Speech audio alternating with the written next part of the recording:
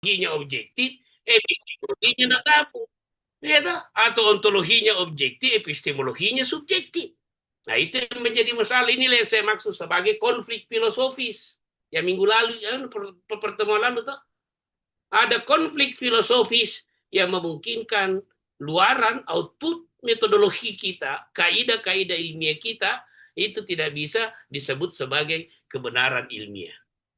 Ya, paling tidak dia hanya bisa disebut sebagai pseudoscience. Dan kalau pseudoscience-nya ini bisa juga menyebabkan sebuah malapetaka kemanusiaan menurut saya itu, karena kalau kita belajar dari sejarah kelam konflik filosofis seperti ini, terutama konflik etis, ya, yang saya jelaskan tadi misalnya itu, eh, siapa ini Dokter Andrew, siapa, Wakefield, yang ada di Inggris tahun 98 kemarin itu, dia kemukakan jurnal hasil hasil risetnya, katanya itu dipublikasi oleh The Lancet Journal. Ini jurnal yang sangat berpengaruh di dunia, terutama di dunia kedokteran dan kesehatan toh. Dia beri itu dalil bahwa vaksin MMR ini, campak ya, campak rubella, itu menyebabkan terjadinya autisme pada anak. Coba bayangkan gitu. Apa implikasi kemanusiaannya? Banyak orang tua sudah tidak mau lagi memvaksin anaknya, sehingga yang terjadi adalah insidensi prevalensi KLB campak terjadi karena orang tua menolak itu, gara-gara pernyataannya si Wakefield ini. Nah, nanti belakangan itu British Medical Journal mencoba melakukan investigasi akademik, investigasi ilmiah. Oh, ditemukanlah di situ pelanggaran etisnya. Ada di sini pelanggaran ini, memang sudah tidak bisa kita benarkan karena Wikifield ini melakukan manipulasi data. Ya toh, Wikifield ini hanya menggunakan 12 informan untuk membangun generalisasi. 12 itu, ya itu cocoknya itu biasanya secara numerik itu cocoknya ada pada ontologi subjektif. Tapi hasil kajiannya dianggap sebagai sebuah hasil yang bersifat general, generatif. Nah, itu bahaya itu. Konflik filosofis. Jangan Anda hanya mengatakan bahwa kalau konflik filosofis toh juga hanya berpengaruh pada kebenaran. Tidak begitu ya. Sekarang bukan teori untuk teori, bukan pengetahuan untuk pengetahuan, tetapi pengetahuan untuk kemanusiaan. Kebenaran untuk kemanusiaan. Ya, teori untuk peradaban. Jadi ada ancaman persoalan persoalan kemanusiaan manakala kita tidak menegakkan aturan-aturan filsafat di dalam menemukan kebenaran atau di dalam memproduksi ilmu pengetahuan. Lagi-lagi filsafat adalah landscape, ya, landscape, landasan paradigmatik. Begitu landasannya rapuh, maka Anda bisa menciptakan malapetaka kemanusiaan. Bukan cuma bahaya dari sisi sains, tapi kemanusiaan, karena sains untuk manusia. Kita juga belajarkan begini untuk kemanusiaan, bukan untuk perbudakan. Kalau mau perbudakan untuk apa? Ya toh? Kita ingin mendapatkan ilmu pengetahuan untuk sebuah cahaya yang menerangi. Ingat itu. Bukan ilmu pengetahuan yang menggelapkan, yang membodoh-bodohi. Jadi harus kita betul-betul jujur di dalam memusisikan ontologi, epistemologi, agar itu terjadi koherensi. Dia bukan sebuah hal yang bersifat konfliktual. Itu. Jadi bagaimana caranya saya tahu kalau si Erna ini keras kepala? Ya, saya harus tidur bersama kah?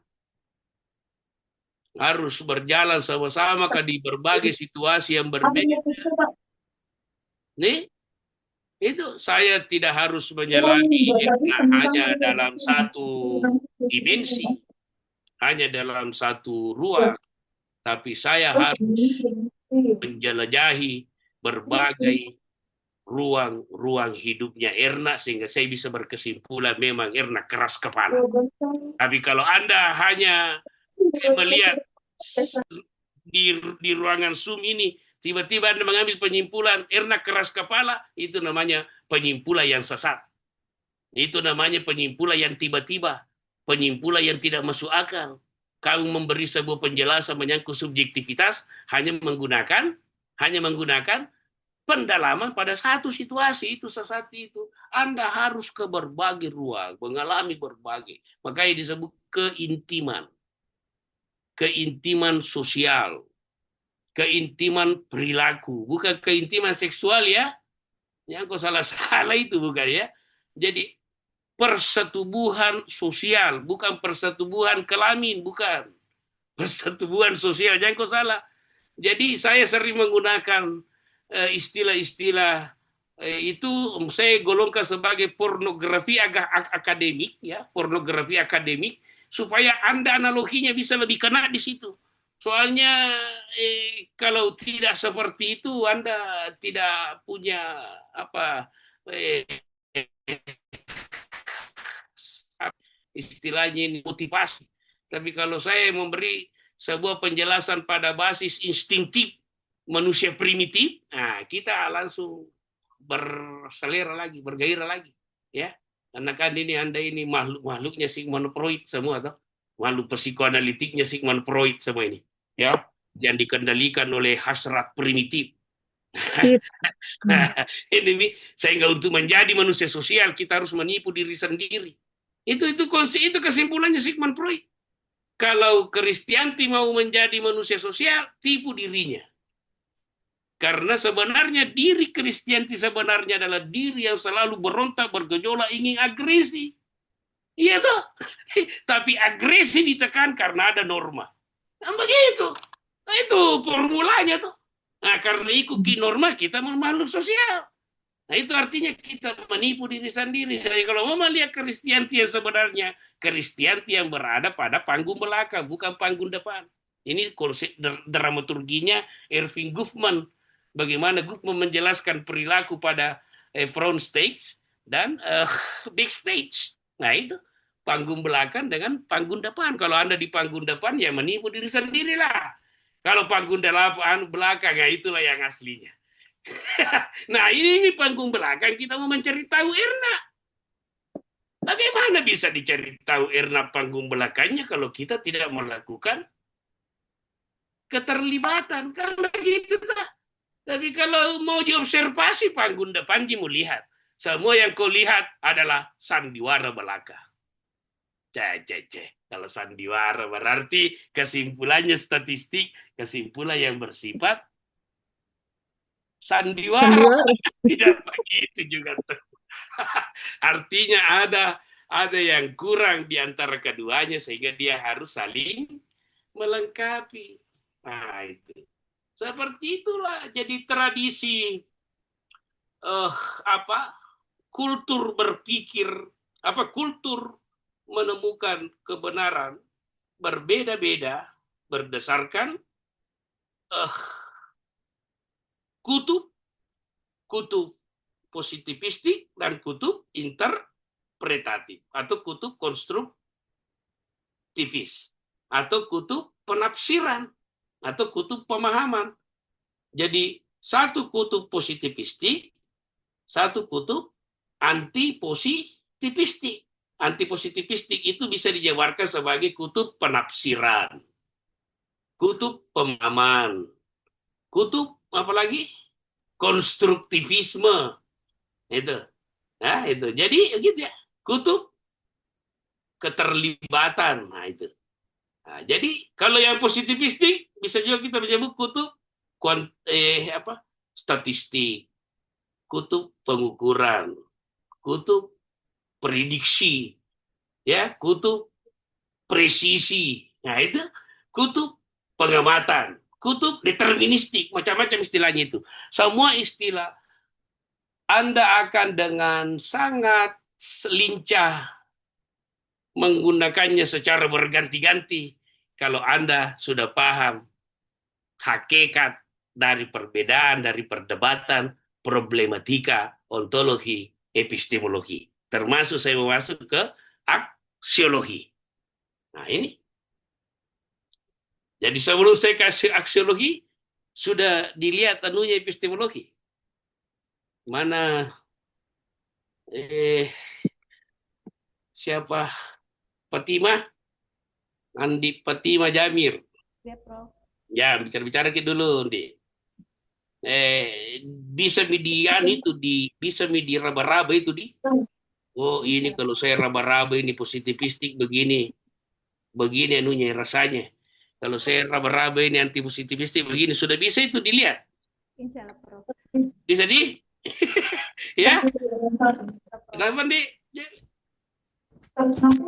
Insya Allah, Prof. Ya, saya senang itu kalau apa jawaban-jawaban yang kita harapkan itu muncul di mahasiswa kita, karena itulah esensi dari diskusi kita sebenarnya. Kita mau ada sharing knowledge toh, untuk mendapatkan pemahaman yang sama. Khususnya ini nanti bagi dosen ini yang paling penting ini. Karena Anda nanti bertanggung jawab mewariskan pengetahuan-pengetahuan seperti ini dari generasi ke generasi. Saya khawatir jangan sampai di awalnya kita sudah sesat, berarti Anda alirkan kesesatan. Ya, secara antar generasi. Tapi kalau kita sudah melihatnya ini sebagai hal yang mencerahkan, ya, maka pencerahan ini kita sudah bisa bangun sebagai sebuah legacy. Makanya itu saya pendekatanku itu selalu berbeda antara mahasiswa yang dosen dengan mahasiswa yang bukan dosen. Ya, kalau yang bukan dosen itu ya kita mengarahkan dia lebih banyak ada pada apa ini problem solving oriented. Tapi bagian dosen ini harus lebih tinggi lagi anunya penggembelingannya, karena Anda adalah produsen di ilmu pengetahuan yang akan mewariskan ke mahasiswa yang lain. Nah, kalau Anda hebat dari sini, luar biasa kehebatan itu bisa menurun, ya. Nah, itu jadi dengan Dokter Kartini misalnya dan Eka sebagai dosen, mungkin nanti kalau dievaluasi, kenapa Dokter Kartini terlalu diberi kemudahan, Eka dipersulit. Jangan juga itulah disitulah sense-nya di situ, bahwa Ibu Kartini ini bekerja sebagai praktisi di rumah sakit, ya, ada dia tidak terlalu membutuhkan filsafat keilmuan secara mendalam misalnya toh, tapi Anda ini sebagai produsen intelektual tidak boleh tidak paham dengan filsafat. Nah, begitu, jadi jangan nanti cemburu kalau bagus nilainya Dokter Kartini baru Eka susah sekali dapat nilai, ya, karena Eka dosen toh. Eka dosen ya? Ya, Prof. Bukan. Iya, Prof. Ya, Dosen, Prof. jadi dosen, hati-hati, dosen itu harus kerja keras dalam memproduksi kebenaran, karena itulah kita punya kesejatian. Kalau kita terus-menerus secara konsisten itu mengusung kebenaran, sesungguhnya kita sedang membangun martabat kita sendiri. Kita sedang memperkuat reputasi kita sendiri sebagai seorang intelektual, ya. Nah, itu. Nah, kita kalau begitu, kalau saya katakan membangun reputasi sebagai seorang intelektual, itu adalah definisi nilai, martabat, etika. Nah, kita bermain di sini aksiologi. Aksiologi itu untuk apa? Mengapa? Meskipun itu, kalau pertanyaannya epistemologi bagaimana menemukan kebenaran, sekarang sudah ditemukan, minta. Aksiologi bertanya, untuk apa kebenaran itu? Apakah untuk menghancurkan atau untuk membangun? Apakah untuk memanusiakan atau untuk memperbudak? Apakah untuk mendominasi atau membebaskan? Apakah untuk mengeksploitasi atau mencerahkan dan lain sebagainya. Nah, itu pertanyaan nilai. Nilai ini aksiologi, nilai, etika, estetika. Etika, panduan moral, estetika, keindahan dalam bentuk harmoni manusia dengan manusia, manusia dengan alam, manusia dengan Tuhannya. Toh, itu harmoni. Arsitektur kehidupan kita harmoni.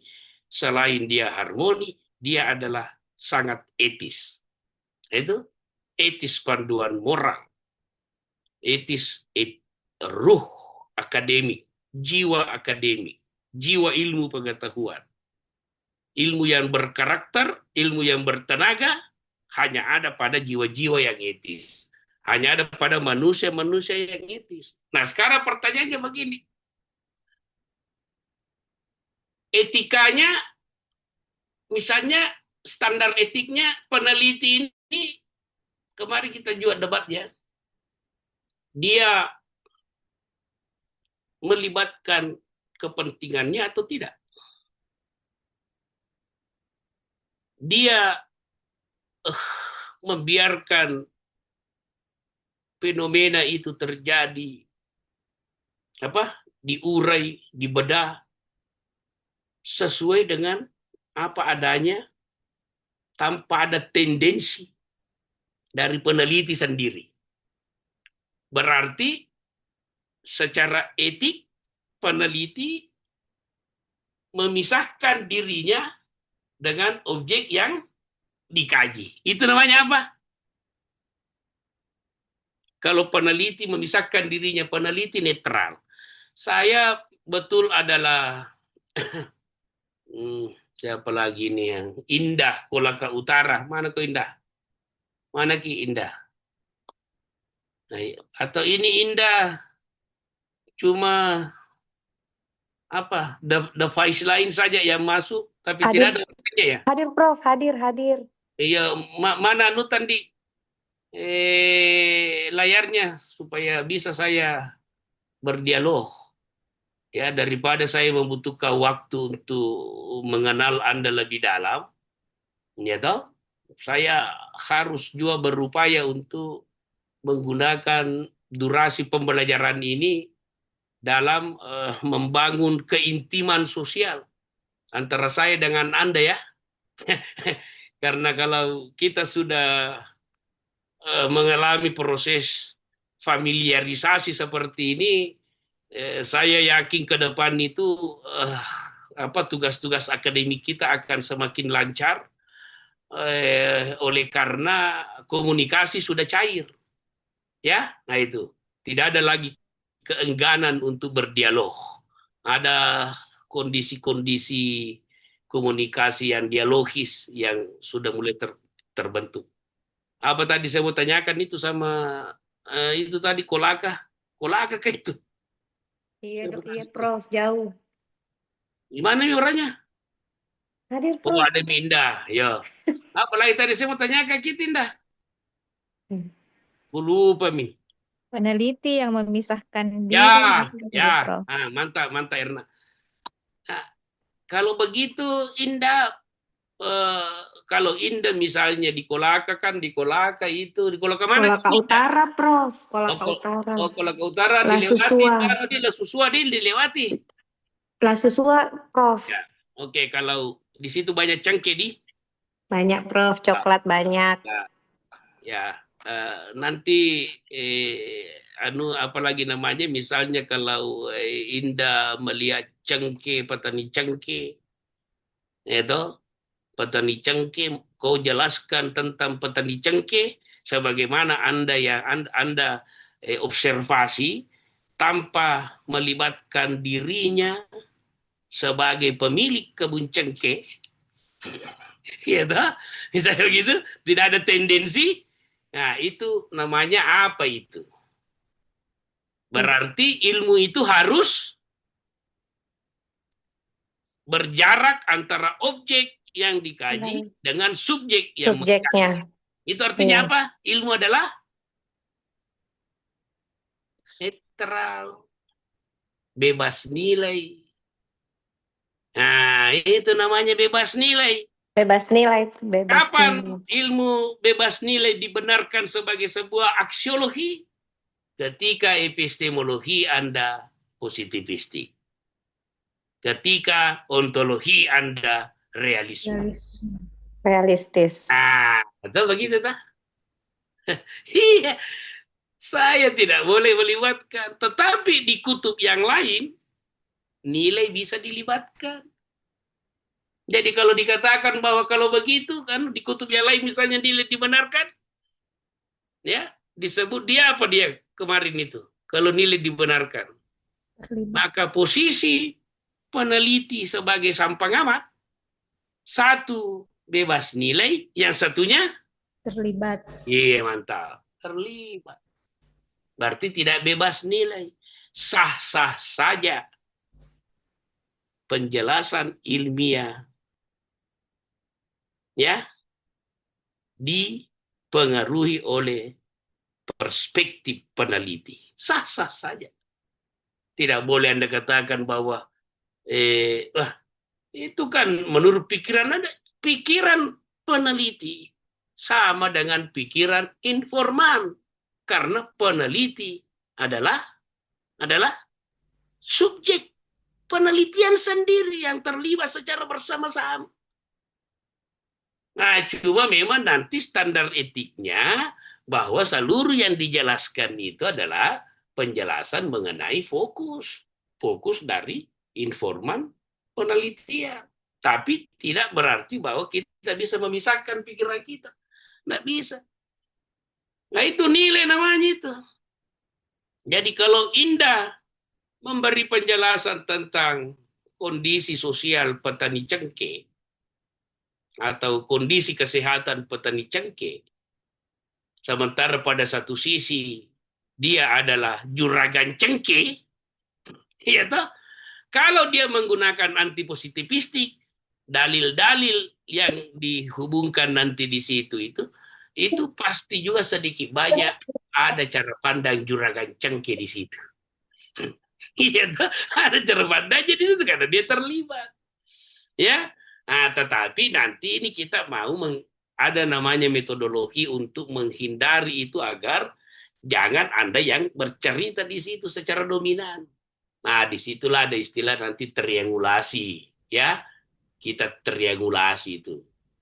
Ada triangulasi sumber, ya itu nanti saya tidak mau banyak ke situ supaya filsafatnya lebih dominan dibanding metodologinya, ya. Nah itu. Nah, walau keduanya saling bertaut secara sains, secara sequence, berurutan. Jadi nilai. Apakah nilai, apakah kekuasaan sebagai nilai bisa mengintervensi? Dalam pandangan positivistik tidak boleh.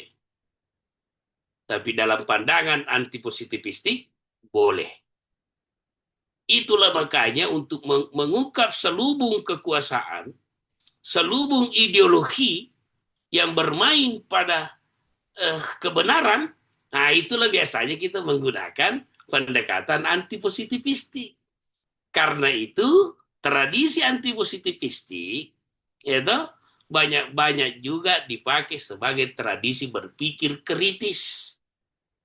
Karena hanya dengan pendekatan kritislah semua selubung-selubung bisa diungkap. Ada selubung kapital, ada selubung politik, ada selubung ideologi yang biasanya bersumber di balik kebenaran. Karena itu Gramsci, ya, Gramsci dalam pandangan hegemoniknya sering dia mengatakan bahwa kita, ya, kekuasaan banyak menggunakan kekuatan intelektual dan kekuatan moral untuk melegitimasi kebenaran yang disampaikan. Sehingga kita melihatnya bahwa apa yang terjadi adalah sesuatu yang wajar. Padahal di balik itu ada banyak selubung yang harus diungkap dengan pendekatan-pendekatan anti-positivistik. Jadi kalau kita bicara positivistik, kekuasaan, kapital, ideologi, dan lain-lain sebagainya tidak boleh sama sekali mengintervensi kebenaran. Tapi persoalannya ada pertentangan nilai di situ. Tadi Andrew Wakefield itu 98 yang saya jelaskan itu vaksin berhubungan dengan autis. Ya, ingat itu ya. Tadi itu bersekongkol dengan pengacara industri yang kemarin itu memberi perlawanan terhadap industri vaksin. Karena sebenarnya juga di dunia medis itu, di dunia kesehatan itu, konstruksi-konstruksi kapitalisme ini banyak juga mengendalikan pergerakan kedokteran modern, karena di situ ada perburuan produk seringkali terjadi di situ, ya, produk vaksin, farmako, obat, itu ada di situ kompetisi-kompetisi industrial yang sering mempengaruhi kebijakan kesehatan sebuah negara. Termasuk kita ini Indonesia, kita juga tidak bisa terlalu mengatakan netral bahwa seluruh kebijakan kita benar-benar berpihak pada kemanusiaan, berpihak pada objektivitas, belum tentu. Karena kita ini berada dalam satu lingkungan dunia yang tidak lagi dependen, ya, tidak lagi independen. Tapi sungguh dependensi kita, ketergantungan kita sungguh sangat tinggi, ya, karena masing-masing dunia ini sudah saling terkoneksi, ya. Nah, dengan demikian arus budaya dari berbagai negara memang mengaruhi kita, bahkan ada pengaruhi yang kadang itu susah kita tolak karena kita sudah ratifikasi, ya. Tidak bisa kita sekarang ini tidak bisa uh, apalagi mengakui bahwa seluruh penjelasan-penjelasan WHO misalnya adalah sebuah penjelasan ilmiah yang rasional, yang legitimate. Ini kan begitu. Sehingga kadang-kadang kita tunduk, kita patuh, semua yang disampaikan WHO itu adalah sebuah kebenaran yang harus ditaati. Kalau Anda mencoba instalasi dari laut itu tidak lepas dari bukan ilmuwan-ilmuwan netral, tapi banyak juga kepentingan dari berbagai negara di situ. Nah, di situ ada di situ main kapital, main ideologi, macam-macam di situ. Ya, karena itu selubung-selubungnya ini harus dibongkar sehingga kalau Anda hebat nanti filsafatnya, Anda akan selalu menggunakan kesangsian, Anda akan selalu menggunakan metode Sokrates di dalam menerima sebuah pernyataan, sebuah kebenaran, sebuah dalil. Sehingga kalau Anda nanti menerima ada bahaya epidemi, ada ancaman epidemi global dari WHO, sebagai seorang yang pernah belajar filsafat harus bertanya, betulkah kebenaran ini? Anda harus sanksi, karena kita harus mengatakan pengetahuan secara nilai tidak mungkin netral. Nah itu, secara nilai. Karena apa? Karena manusialah yang memproduksi. Nah, untuk menghilangkan, memurnikan pengetahuan kita sebagai kebenaran sejati, disitulah dituntut sebuah metodologi yang tajam, ya, metodologi yang dalam untuk membedah ini, bagaimana kita lihat kemurniannya. Oh, ternyata COVID-19 adalah hasil dari politisasi kesehatan global dengan motif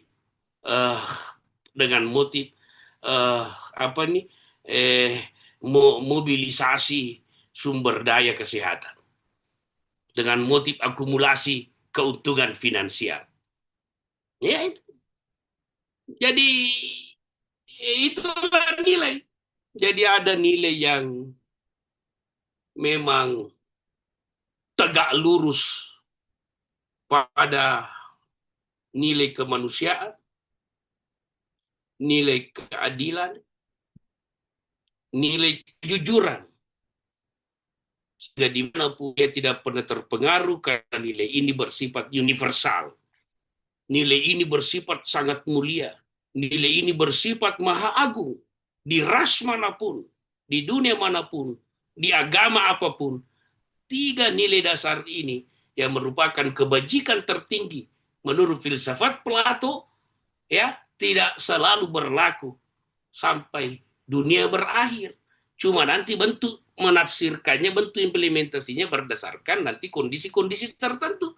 Di Toraja nilai keadilan, nilai kejujuran, nilai apalagi kebenaran, nilai tanggung jawab diaplikasikan menurut lokalitas Toraja. Nilai itu juga diaplikasikan menurut lokalitas Kolaka Utara, menurut lokalitas Sumatera Utara, menurut lokalitas Palopo, menurut lokalitas siapa lagi yang ada di sini? Ada dari Sidrap, dari Kalimantan, Bali, nah, Lombok. Nah, kalau tidak ada yang saya sebut tadi ini, mudah-mudahan angkatan ketiga sudah ada tuh, Semoga, sehingga semoga punya kelas, bertambah, Prof. supaya kita punya kelas Dr. Kesmas ini kita sebut sebagai kelas Nusantara, karena ibu kota Nusantara tidak jadi-jadi, biarlah kelas Nusantara Kesmas saja yang jadi. Iya, biar semakin eksis UMB, Pak Prof. Wah, itulah pokoknya insyaallah andalah ini semua insan-insan unggul, pilar-pilarnya pendidikan S3 Mega Buana yang mencerminkan nanti martabat universitas kita. Jadi Anda tidak boleh sembarang lakukan sesuatu. Karena individu, setiap perilaku etis warga itu menggambarkan kemartabatan universitas. Jadi Anda harus berkarakter, Pak Herman. Jadi Siap, Herman Prof. yang berubah sebelum S3, sekarang sudah S3, dia semakin memperlihatkan sebuah karakter intelektualitas yang bisa diandalkan. Nah, dengan sendirinya di situ ikut martabat universitas. Ya, Siap, Prof. jadi itu karakter warga menentukan apakah universitas kita bermartabat atau tidak. Nah, kalau begitu kita bercita-cita ke arah sana, nah pada saat itu kita sudah memberi kontribusi nyata terhadap pembangunan peradaban, itu aksiologi itu. Jadi nilai tadi bersifat universal, tetapi penerapannya bisa kontekstual karena ada lokalitas yang mempengaruhinya. Ketika nilai universal kita lihat sebagai hal yang universal, kita bermain pada positivistik, netral, tapi begitu kita melihat bahwa nilai ini bisa dimodifikasi, bisa di-adjust, ya, disesuaikan, bisa direkonstruksi berdasarkan konteks-konteks lokal, berarti Anda bermain pada terlibat. Ya, nah itu. Jadi ilmu pengetahuan secara aksiologi itu apapun perdebatannya, muaranya jelas. Apa muaranya? Seluruh ilmu pengetahuan, ya, secara aksiologi harus berakhir pada pemanusiaan, pada kemanusiaan, pada pencerahan. Itu bukan kalau ilmu tidak diikat oleh, kalau kebenaran tidak diikat oleh etik, wah itu bisa menjadi senjata. Coba makin lihat ini perang Gaza ini, genosida di Gaza, Ukraina, ya, coba lihat itu. Seluruh perang antar manusia sesungguhnya adalah salah satu bentuk kegagalan ilmu modern dalam menjelaskan kemajuan. Iya. Nah, semua yang berperang ini kan orang-orang berilmu ini semua tuh. Orang-orang hebat semua ini. Iya. Tapi orang yang berilmu tanpa etika, tanpa aksiologi, tanpa nilai, bencana besar. Akhirnya akan terjadi perang. Tapi begitu ilmu diikat oleh etika, diikat oleh adab, maka kita akan melihat sebuah cahaya. Nah, jadi benarlah kata orang bijak, adab di atas ilmu, etika di atas ilmu. Benarlah kata orang bijak, semua yang beretika pasti berilmu, tapi yang berilmu pasti beretika. Karena ada banyak orang berilmu beretika. Siapa itu? Aktor-aktor yang menskenariokan dan menerapkan peperangan. Aktor-aktor yang terlibat dalam permusuhan. Aktor-aktor yang terlibat dalam percekcokan. Dalam pemeliharaan konflik. Dan lain-lain sebagainya. Jadi semua yang melanggar nilai-nilai universal itu adalah orang-orang yang berilmu tapi sesungguhnya tidak beretika. Nah, itu. Jadi yang paling itu etika adalah di atas dari adab adalah ya etika di atas dari ilmu pengetahuan. Nah, kita maju lagi satu slide. Nah, ini sudah tadi ini sudah ini. Ya, ini sekadar ini Anda nih ya. Pertanyaan pokok ini sudah. Ini sudah toh. Jadi pertanyaan pokoknya apa yang sebenarnya diteliti, apa realitas objektif, ya itu isu utama realisme ini, apakah dunia diteliti independen, sudah semua ini. Nah, sekarang kita masuk di perdebat dalam kesehatan masyarakat. Saya begini tahu. Apa sebenarnya yang dimaksud dengan sehat, sakit, atau masyarakat sehat? Ini perdebatan ontis.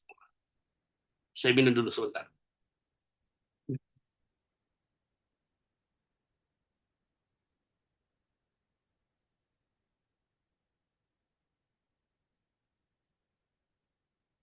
Nah, problematikanya, apakah kesehatan itu sekadar tidak sakit?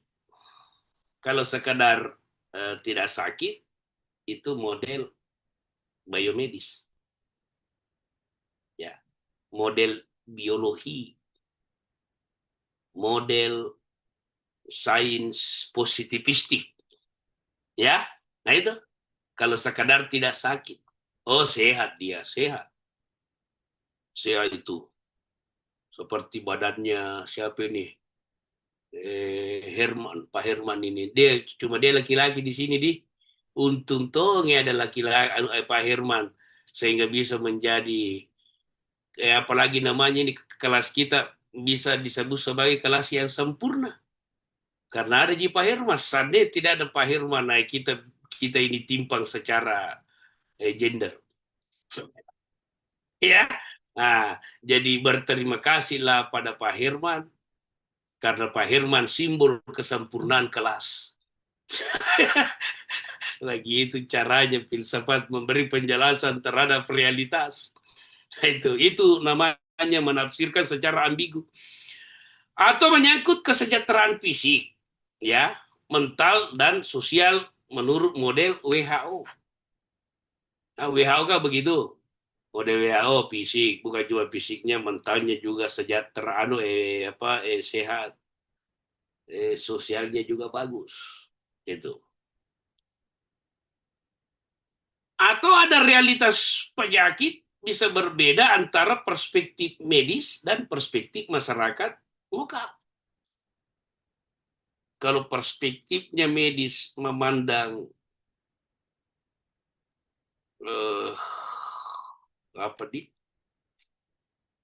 campak disebabkan oleh virus misalnya, mikroba patogen, masyarakat lokal melihatnya campak sebagai teguran arwah leluhur. Ini perspektif masyarakat lokal. Kalau begitu, misalnya begitu ya,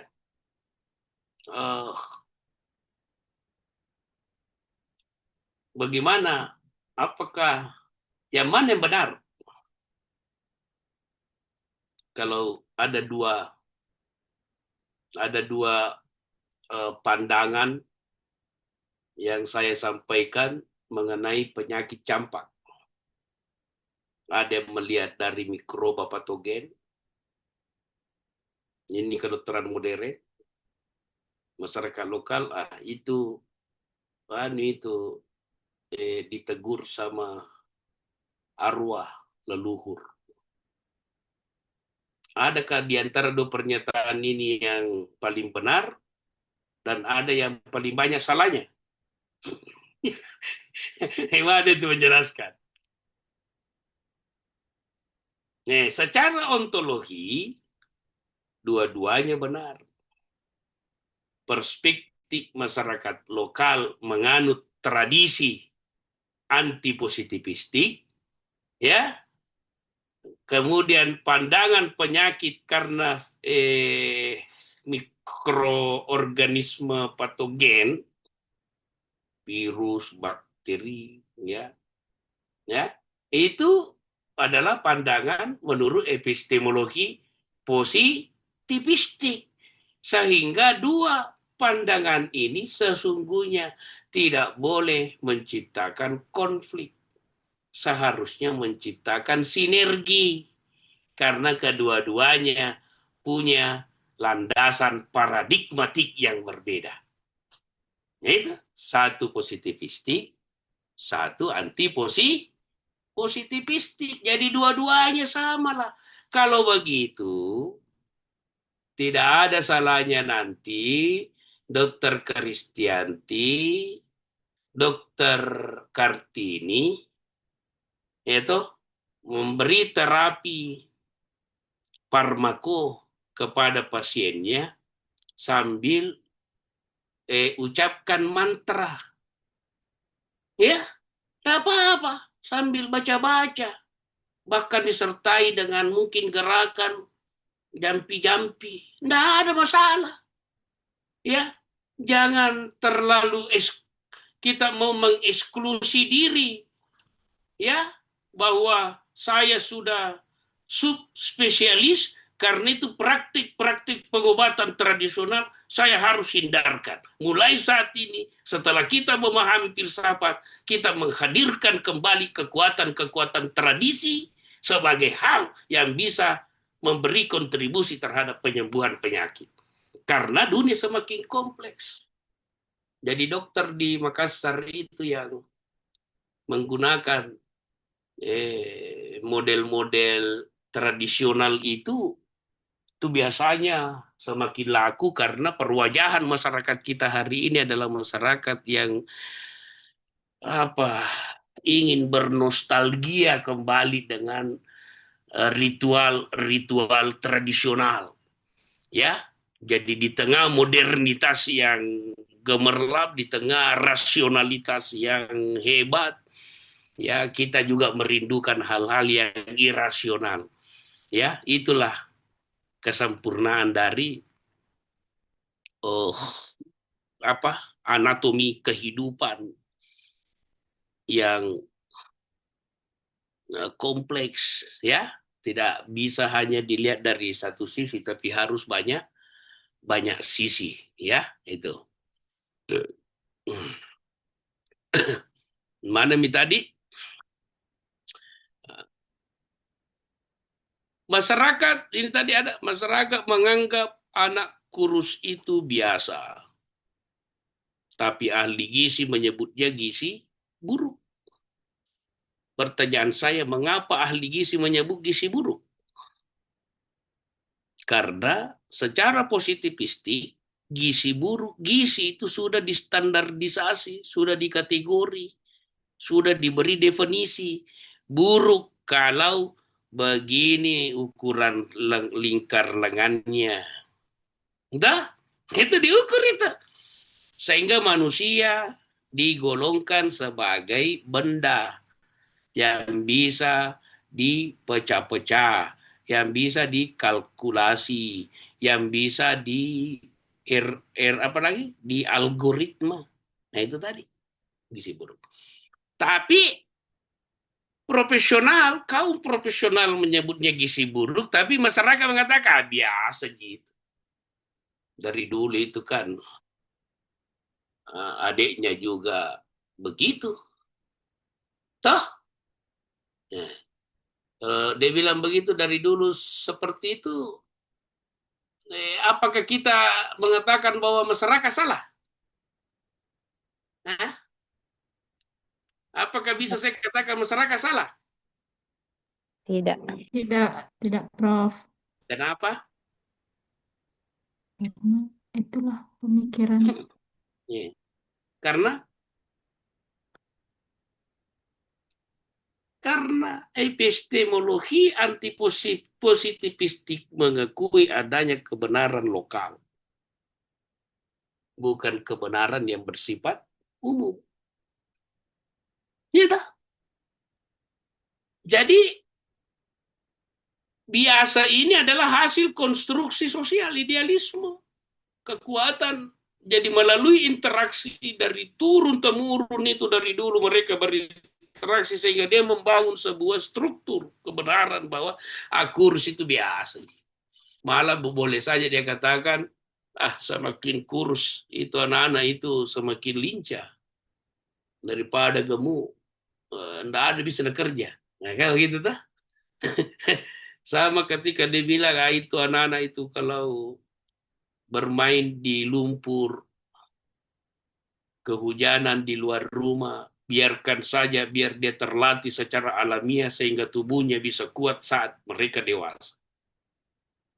Itu adalah pemahaman lokal yang muncul dari proses interaksi sehari-hari kita. Mengkristal menjadi sebuah pemahaman kolektif. Pemahaman kolektif akhirnya menjadi kebiasaan. Norma ini panduan bersama bagi setiap individu dalam satu sistem sosial untuk menerapkan tingkah laku. Baik tingkah laku sosial maupun tingkah laku psikis. Nah, itu. Nah, apa implikasinya dalam kesehatan masyarakat? Ya ini. Perlu pendekatan multidimensi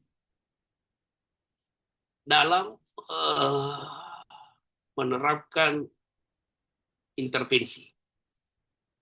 Jadi medis, sosial, budaya, ekonomi. Hadir bersama dalam satu forum. Jadi tidak ada eksklusi. Inklusi namanya nih. Kita undang seluruh profesional. Bahkan kita hadirkan masyarakat awam sebagai bagian daripada intervensi kita.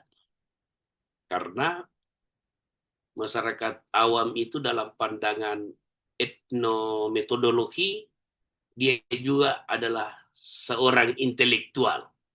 Ya, nah, intelektual awam. Karena dialah orang yang paling paham menjelaskan dirinya dan dunia sosialnya. Nah, kalau dia pendekatannya kualitatif nanti ya dalam perspektif emik, dia adalah tokoh intelektual yang utama.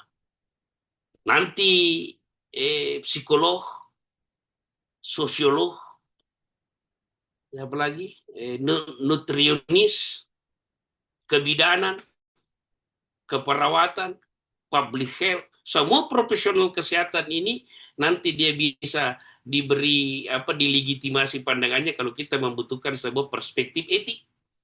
Jadi kalau dalam pandangan etik, pandangan profesionalisme ya silakan, tapi kalau dalam pandangan emik ada tokoh intelektual yang wajib kita dengarkan dibanding dengan orang-orang profesional.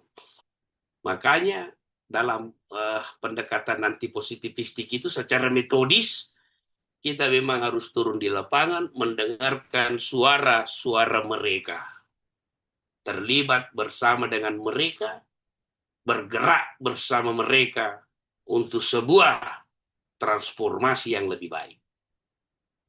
Itulah kualitatif. Ya, itulah anti positivistik. Itulah idealisme. Itulah konstruktivisme. Itulah interpretisme, ya.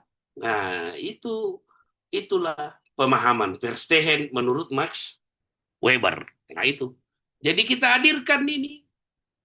Karena itu konfigurasi intervensi sekarang ya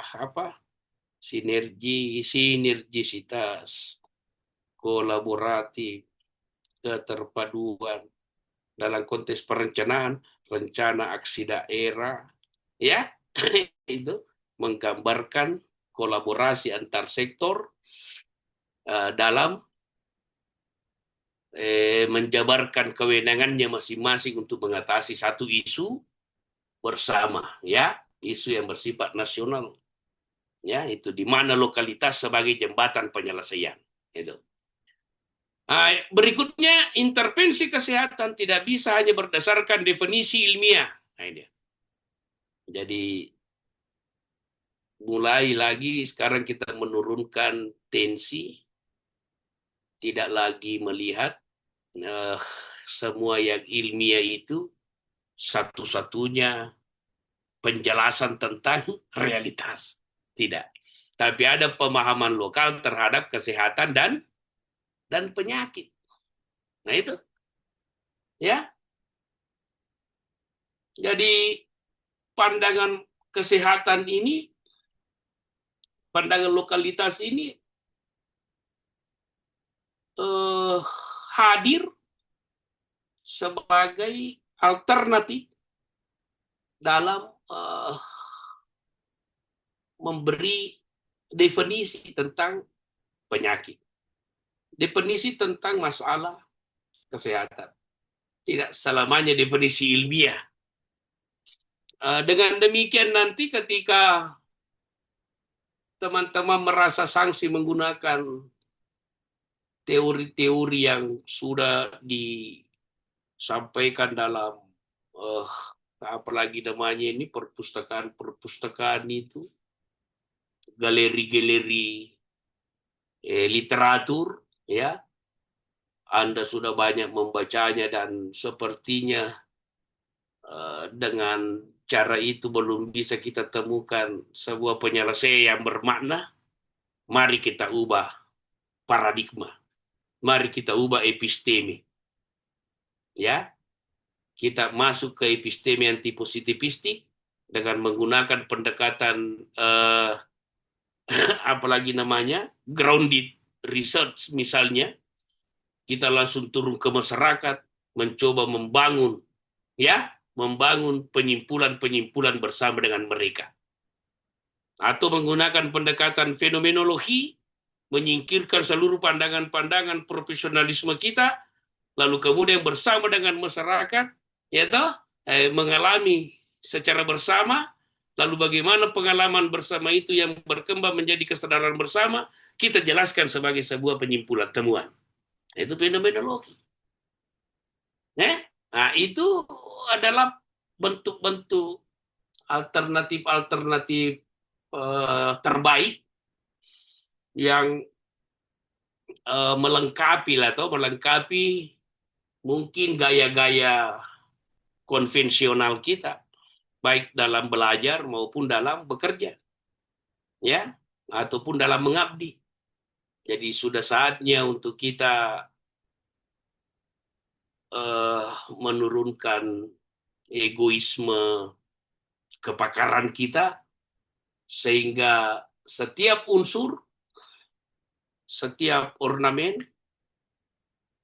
setiap komponen dalam satu wilayah atau komunitas, semuanya kita anggap punya power, punya kekuatan yang bisa menyuplai manfaat ya bagi keunggulan intervensi kita. Karena pada akhirnya kan tanggung jawab sosial kita di sini ya, tanggung jawab keilmuan kita yang mengandung tanggung jawab sosial itu, tanggung jawabnya itu kan untuk memperbaiki masyarakat ya, untuk meningkatkan kesejahteraan masyarakat. Untuk apa banyak gedung-gedung kampus yang megah, publikasi ilmiah yang ratusan di jurnal-jurnal bereputasi. Kalau masyarakat di sekitar kita masih memperlihatkan simbol-simbol keterpurukan, masih banyak yang marginal, masih banyak yang terdiskriminasi, yang masih banyak yang miskin, masih banyak yang tertinggal. Nah itu namanya itu disparitas ini ya, ketimpangan yang seharusnya tidak terjadi. Ada anomali di situ, ada anomali kemanusiaan ya.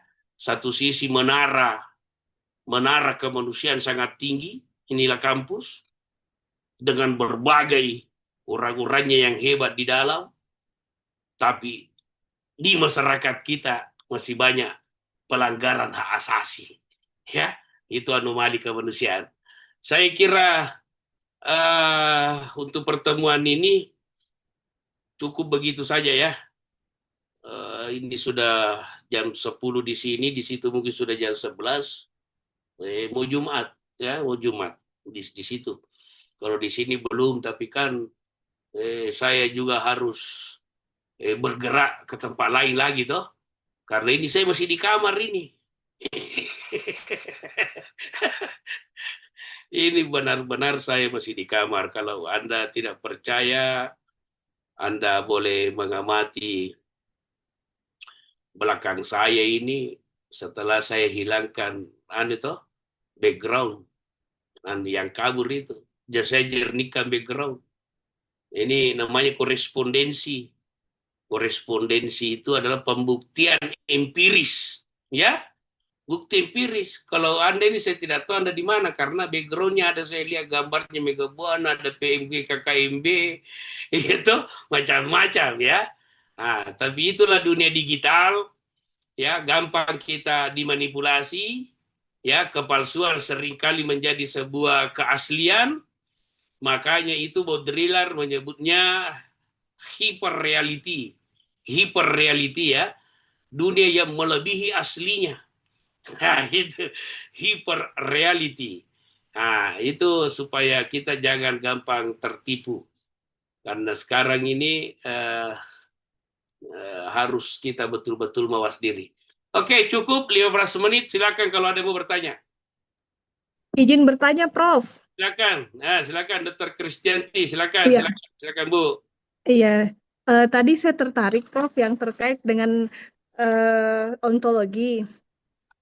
Untuk jiwa sendiri, Prof, kami dari untuk pemeriksaan jiwa itu kan tadi Prof katakan bahwa harus ikut terlibat, kemudian ada interaksi sosial dan seterusnya. Nah, bagaimana jika dalam ilmu kedokteran jiwa itu sudah ada instrumen atau tools yang bisa digunakan untuk mengukur kondisi kesehatan jiwa seseorang, misalnya kita melakukan tes MMPI ataupun screening dengan depresi, itu ada instrumen yang kami gunakan. Itu bagaimana, Prof? Terus pertanyaan yang kedua, bagaimana kami menjembatani pada saat melakukan penelitian nanti antara positivistik dan anti positivistik yang ada di masyarakat? Ya, bagus, Terima kasih. bagus sekali nih. Jadi ingat Ibu bahwa profesionalisme psikiatri itu kan memang sudah profesionalisme, memang dia positivistik. Namanya profesionalisme toh, ya toh. Nah, dia Ya, sudah punya standarisasi namanya. betul. Ya. Bayangkan itu perilaku yang sifatnya sangat punya juga unsur subjektivitas, sudah diobjektivasi semua melalui instrumen. Instrumen, ya. Nah, itulah produk ilmu pengetahuan modern, sains modern, itulah produknya. Iya. Itu terjadi itu pada awal abad ke-19, 20, 21 ya. Nah sekarang kan konstruksi zaman berubah toh. Kalau dulu cocok, sekarang zamannya ini Bu, zaman kompleksitas. Jadi perubahan itu kadang-kadang terjadi secara cepat. Sekarang saja itu di Palopo kadang hujan, sering hujan, di Toraja sering hujan. Padahal bulan sekarang kalau menurut sains modern itu masuk kita kemarau. Tapi kenapa hujan? Anomali toh. Itu namanya ada perubahan yang cepat, ya kan? Nah itu. Kemudian ada uncertainty, ketidakpastian. Kalau dulu itu ilmu pasti, memang pasti-pasti ini. Sekarang tidaklah. Kayaknya saya seharusnya seperti ini, kenapa bisa berubah ya? Nah, kan begitu kan?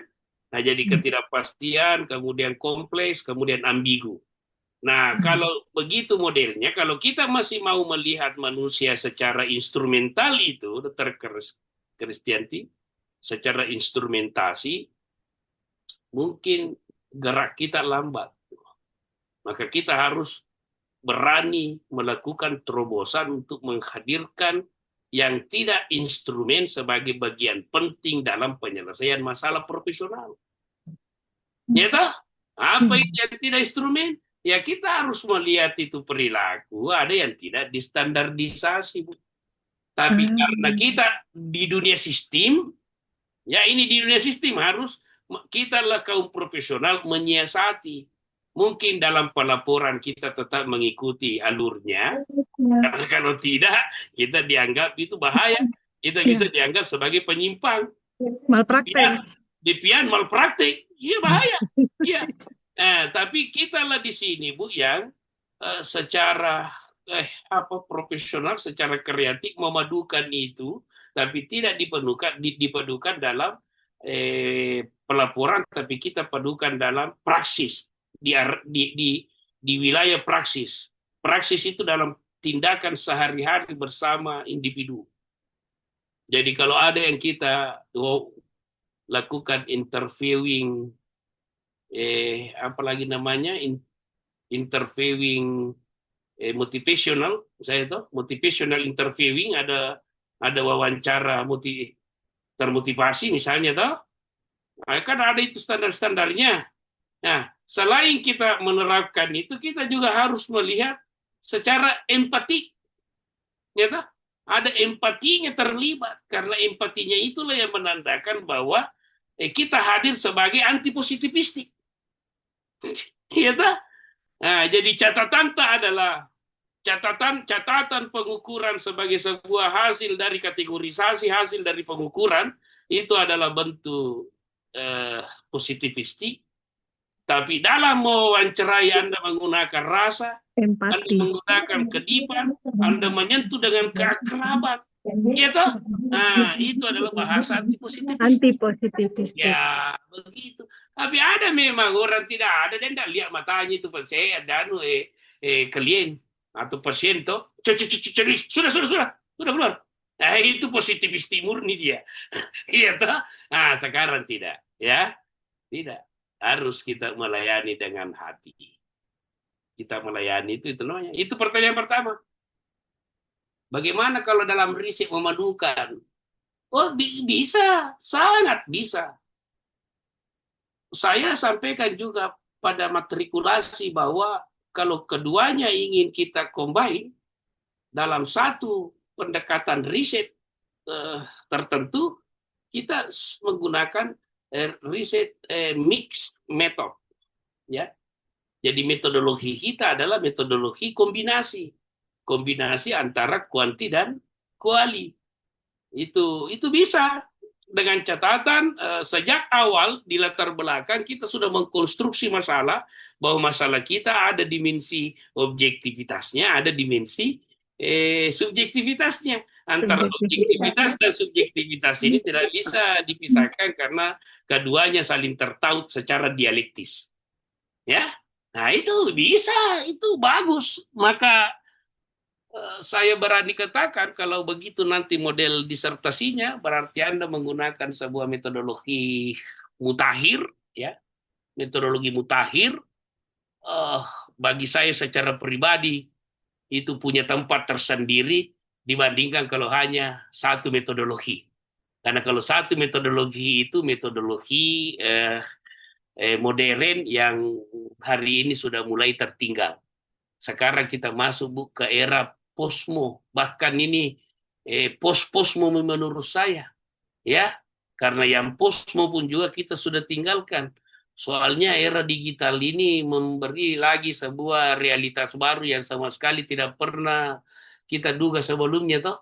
Nah, kelihatannya ini yang jadi banyak ini sekarang yang jadi mahasiswa ini artificial intelligence, AI, toh.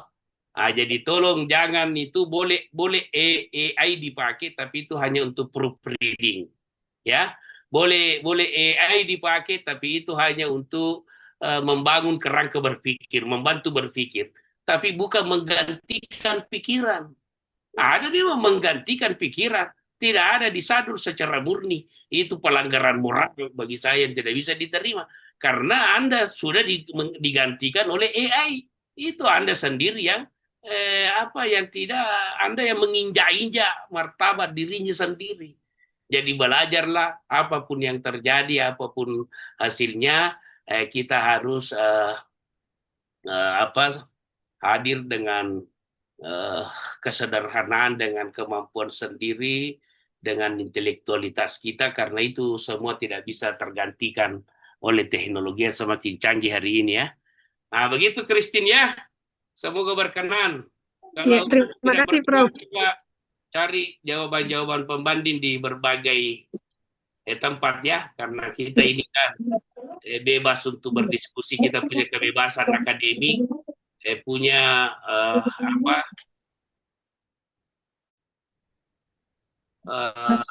dipersilahkan untuk mencari berbagai cara untuk membangun sebuah pengetahuan yang utuh, ya. Oke. Ada lagi? Satu masih bisa. Kayaknya sudah hampir nih 11:30. Nanti kalau masih ada dicatat, lalu di WA, insya Allah WA-nya terjawab, ya. Nah itu. Oke, sampai ketemu insya Allah minggu depan. Semoga hari ini semua yang kita lakukan sejak sebelum jam 9 waktu Indonesia bagian tengah, ya, semuanya dinilai ibadah dan merupakan keberkahan bagi kita semua. Sampai ketemu minggu depan. Assalamualaikum warahmatullahi wabarakatuh dan mohon izin. Waalaikumsalam warahmatullahi wabarakatuh. Terima kasih, Prof. Terima kasih, Terima Prof. kasih, Prof. Sama ya, izin ya. Ya, Baik, Prof. Prof. Yuk, makasih semuanya, Prof. Kak Yuni, minta PIN nomor HP, Pak.